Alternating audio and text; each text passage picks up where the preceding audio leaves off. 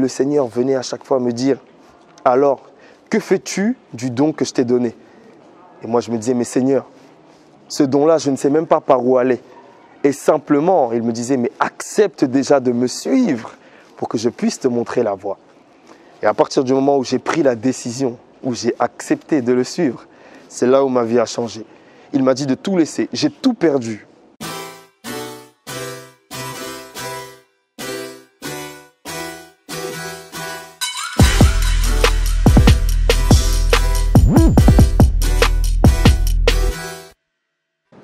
Bonjour à toutes et à tous. Donc je me présente, je suis Berthold Bulukidi.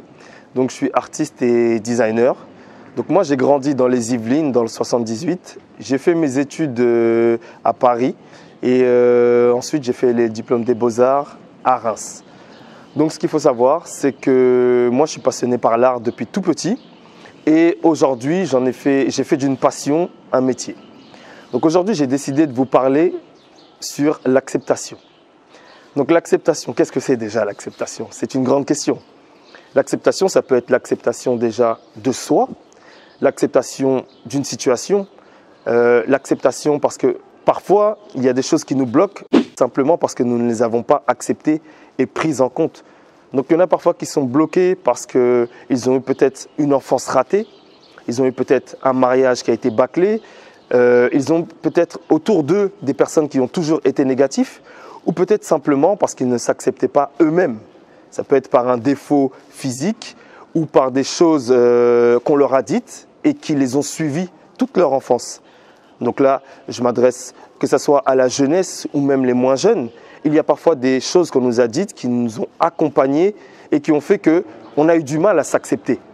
Et le fait d'avoir du mal à s'accepter, ça nous suit et c'est ce qui nous fait défaut pour notre vie. Donc, j'ai voulu vous parler de l'acceptation par rapport à un témoignage que je vais vous donner et par rapport à ce que j'ai vécu. Donc, ce qu'il faut savoir, c'est que comme je vous ai dit, je suis artiste et designer, mais le chemin n'a pas été facile. Le chemin n'a pas été facile parce que, étant petit, les arts, pour mes parents en tout cas du côté de mon père, c'était considéré comme, c'était pas un métier. Dessiner, c'était pas un métier. Donc moi, on me frappait, voilà, à chaque fois, on essayait de me freiner parce que le dessin, ce n'était pas un métier. Et plutôt que ça m'a suivi au départ. De la primaire au collège, je dessinais, mais dans mon coin. J'étais obligé de me cacher pour dessiner. Alors que le dessin, c'était un don que Dieu m'avait donné. Et au fur et à mesure, je commençais à le mettre en exerce parce que ma mère, heureusement d'un côté, m'encourageait. Mais mon père, pour lui, c'était non. Pour lui, l'art, ce n'était pas un métier. Et il fallait que tu fasses soit des études de médecine ou en tout cas pour réussir sa vie. Et chose qui n'aide pas, quand je suis arrivé au lycée, j'en ai parlé à ma professeure et je lui ai dit que j'aimerais être designer. Donc j'étais en bac pro comptabilité. Donc être designer dans un lycée où j'étais en bac pro comptabilité, c'était pas, disons que c'était un peu un rêve. Et donc elle m'a clairement dit que c'était réservé à l'élite. Donc moi je me suis posé la question, qu'est-ce que c'est l'élite ? Donc toi qui me regardes, l'élite, c'est nous, c'est tout le monde. Donc à toi de faire ta vie quelque chose de grand. Donc je me suis dit, ok, donc j'ai accepté cette parole. Je l'ai acceptée, mais je ne l'ai pas acceptée pour que ça puisse me nuire. Mais au contraire, je l'ai gardée avec moi et plutôt que d'en faire une faiblesse, j'en ai fait une force. Et je lui ai dit tout simplement, un jour vous verrez, je reviendrai avec un diplôme des Beaux-Arts. Et c'est ce que j'ai eu, grâce à Dieu, bien sûr. Et voilà, c'est ce que j'avais envie de partager.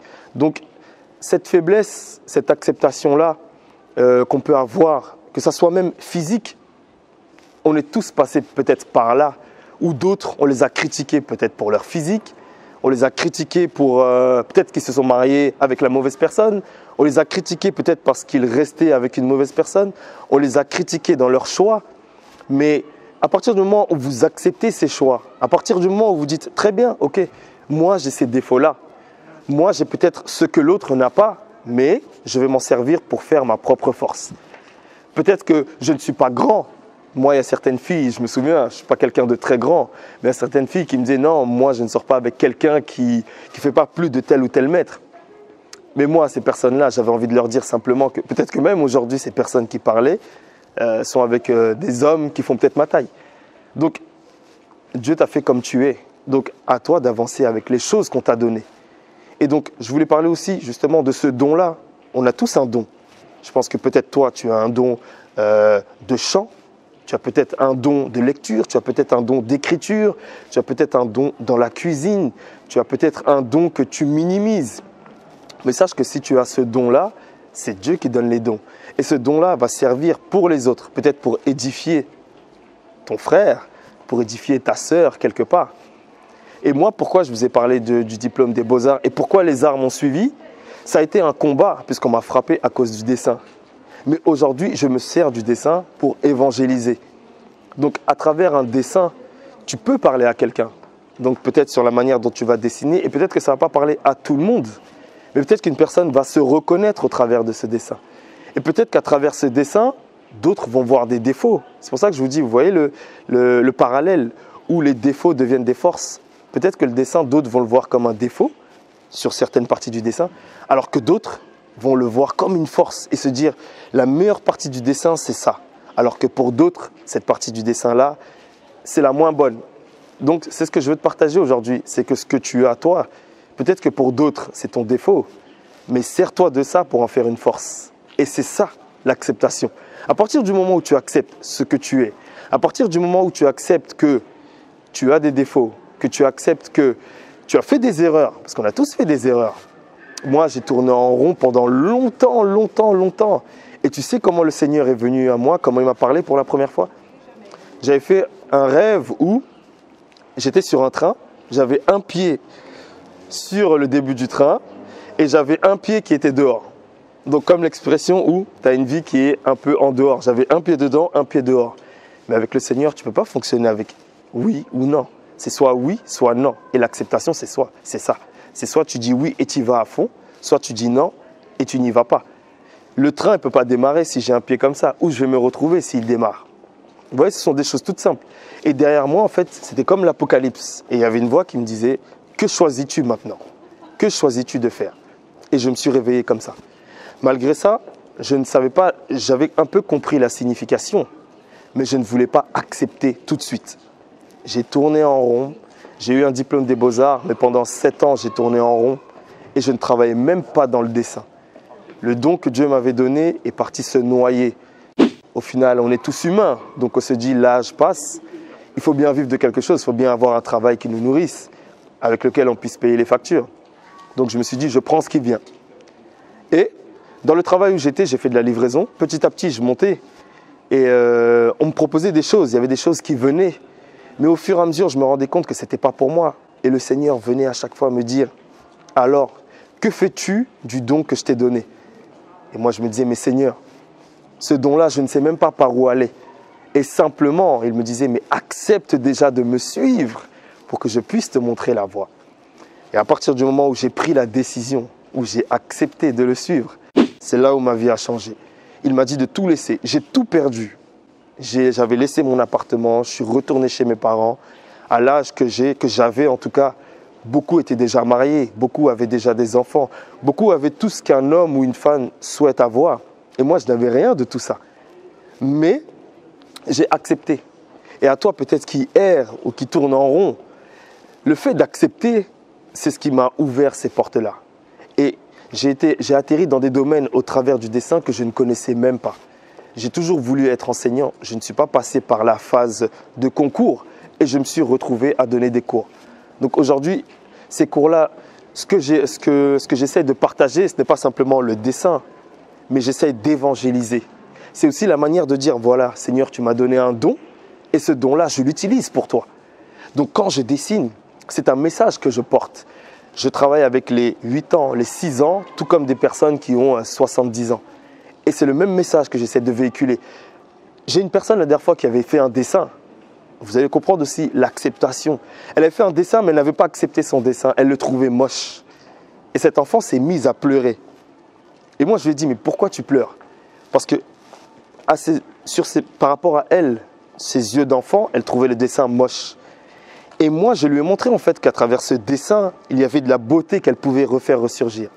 Et elle a continué à travailler, on l'a modifié. Et au final, c'est un des plus beaux dessins qu'elle avait fait. Simplement parce qu'elle avait accepté de voir son dessin qui était au départ pour elle banal, mais qu'elle a retravaillé et qui est devenu un de ses dessins préférés. Donc c'est pour ça, on a tous une manière d'évangéliser. Quelqu'un qui fait un plat, de la cuisine ou quoi que ce soit, c'est une évangélisation. Moi, j'ai accepté d'être devant toi aujourd'hui et t'apporter ce message.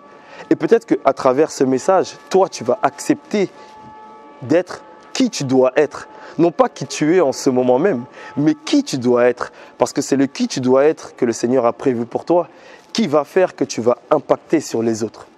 Donc aujourd'hui, moi, je ne pouvais même pas parler devant la caméra pour te donner un message, parce que je n'avais pas accepté et j'avais même honte, parce que je disais, mais quel message je pourrais donner il y a quelques années.